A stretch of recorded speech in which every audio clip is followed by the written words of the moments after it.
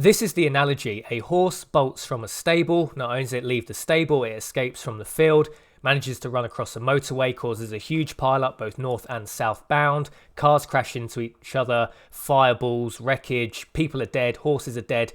A huge chaotic situation. Then Boris Johnson comes along and he closes the stable door. This is the analogy of what is currently happening in the UK. So in New Zealand, they have supposedly stopped the spread of coronavirus. This is from BBC News. New Zealand claims no community cases as lockdown eases. New Zealand says it has stopped community transmission of COVID-19, effectively eliminating the virus, with new cases in single figures for several days, one on Sunday. Prime Minister Jacinda Ardern said the virus was currently eliminated. Now, how possibly could New Zealand do this? Now, of course, New Zealand is a very sparsely populated country. It's quite big, has a small population. In many cases, it's quite rural. So, that's a good starting point to come from to stop COVID-19. But nonetheless, they took the sensible decision, right? So read from here. How did New Zealand respond to the virus?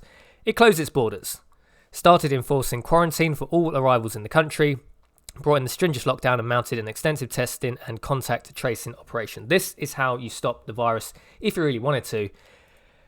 Cut to Boris Johnson saying the 2-week quarantine if travelling to the UK under plans for second phase of coronavirus response. So now in April, bear in mind, we could have done this over 4 months ago, right?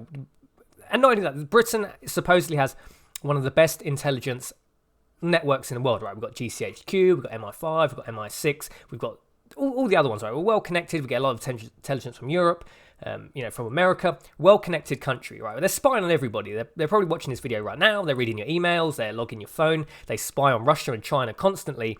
We should have had a massive heads up over virtually every other nation in the world just because of the eavesdropping we do on China.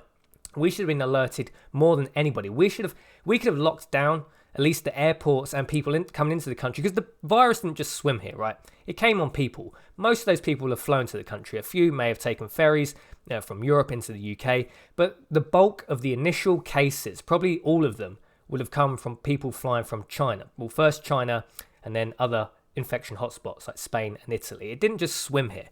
So there's no excuse. The UK should have locked the airports down, enforced 14-day quarantines from the get-go. We could have been doing this late December or at the very latest, early January, judging by what GCHQ and MI6 should have known. And if they didn't know, huge questions should be asked. Maybe we should consider, should they be reading all of our emails? Should they be logging all of our phone calls if these are the kind of balls they are prepared to drop?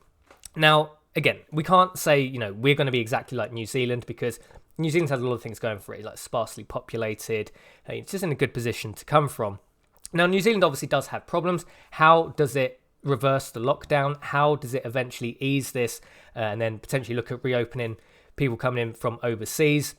Is it just going to have to enforce this 14-day quarantine just pretty much until some sort of vaccine arrives? It can't really go down the road of herd immunity now. So it does have problems, right? But if you wanted to slow the spread, if you wanted to nip this in the bud, the UK government should have done exactly everything that New Zealand has done. We've done pretty much the opposite, right?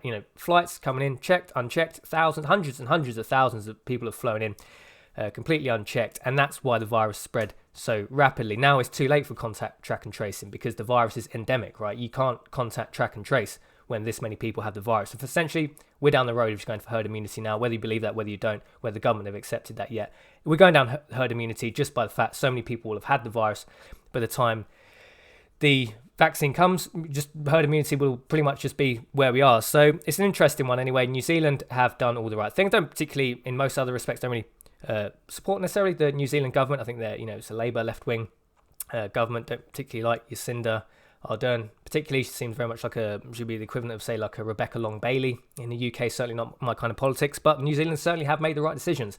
Boris Johnson is now closing the stable door 4 months after the horse has bolted. So pretty slow one off the mark there. Bearing in mind, if we had stopped the flights initially coming into the UK, or at least enforce some sort of quarantine, we probably wouldn't have had to do the economic lockdown. Bearing in mind, the economic problem is going to be the big problem. I've always said from the beginning, don't fear the virus, fear the consequences of the virus. And now the consequence of this virus is probably going to be a very bad recession, if not a depression, potentially a bond collapse, potentially just a complete meltdown of pretty much everything we take for granted. But, you know, the horse is dead. There's a huge fireball, you know, people dead north and southbound across the motorway. But Boris Johnson, big old brave Boris Johnson, he's closing the stable door now, so nothing to worry about. Everything probably will be fine. If not, it's not. Anyway, I thought it just been an interesting one for this video. Boris Johnson is closing the stable door 4 months after the horse has bolted. Serious question should be asked why GCHQ MI6 didn't supply the government with information much earlier on, late December, early January. Should have been saying this is looking quite bad from everything we're doing from the spy network in China. This thing looks bad. I don't know. It seems like many balls have been dropped. Let me know your thoughts and opinions on this one. We're going to have to herd immunity our way out of this situation now. Anyway, more and more people are starting to wake up to that fact. I think Jason from Liberty Bunker sign off. I'll see you in the next video.